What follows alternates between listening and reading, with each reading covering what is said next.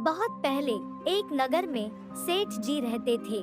सेठ जी बहुत ही दयालु थे।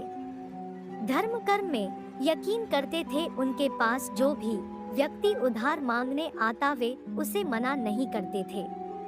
सेठ जी जो उधार मांगने वाला व्यक्ति होता उससे पूछते कि भाई तुम उधार कब लौटाओगे, इस जन्म में या फिर अगले जन्म में। जो लोग ईमानदार होते वो कहते सेठ जी हम तो इसी जन्म में आपका कर्ज चुकता कर देंगे। और कुछ लोग जो ज्यादा चालाक व बेईमान होते वे कहते सेठ जी हम आपका कर्ज अब गले जन्म में उतारेंगे। और अपनी चालाकी पर वे मन ही मन खुश होते कि क्या मूर्ख सेठ है, अगले जन्म में उधार वापसी की उम्मीद किए बैठा है।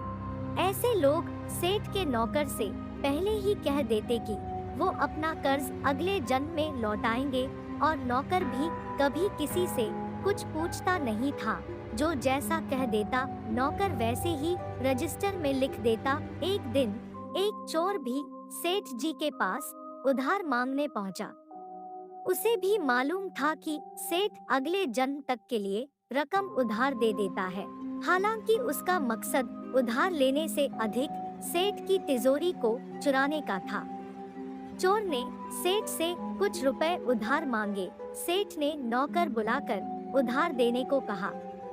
नौकर ने चोर से पूछा भाई इस जन्म में लौटाओगे या अगले जन्म में। चोर ने कहा मैं यह रकम अगले जन्म में लौटाऊंगा।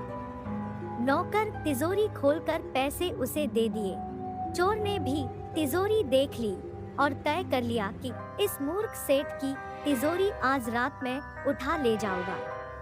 वो रात में ही सेठ के घर पहुंच गया और वहीं गाय के तबेले में छिपकर सेठ के सोने का इंतजार करने लगा। अचानक चोर ने सुना कि गाय आपस में बातें कर रही है और वह चोर गाय की भाषा ठीक से समझ पा रहा था। एक गाय ने दूसरी से पूछा तुम तो आज ही आई हो ना बहन। उस गाय ने जवाब दिया हाँ आज ही सेठ के तबेले में आई हूँ। सेठ जी का पिछले जन्म का कर्ज उतारना है और तुम कब से यहाँ हो। उस गाय ने पूछा तो पहले वाली गाय ने बताया मुझे तो कई साल हो गए हैं बहन, मैंने सेठ जी से कर्ज लिया था यह कहकर कि अगले जन्म में लौटाऊंगी। सेठ से उधार लेने के बाद जब मेरी मृत्यु हो गई तो मैं गाय बन गई और सेठ के तबेले में चली आई।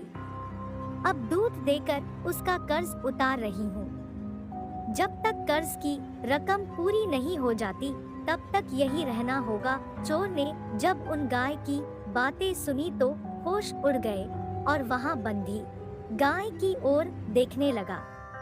वो समझ गया कि उधार चुकाना ही पड़ता है, चाहे इस जन्म में या फिर अगले जन्म में उसे चुकाना ही होगा। वह उल्टे पांव सेठ के घर की ओर गया और जो कर्ज उसने लिया था उसे फटाफट सेठ के नौकर को लौटाकर रजिस्टर से अपना नाम कटवा लिया।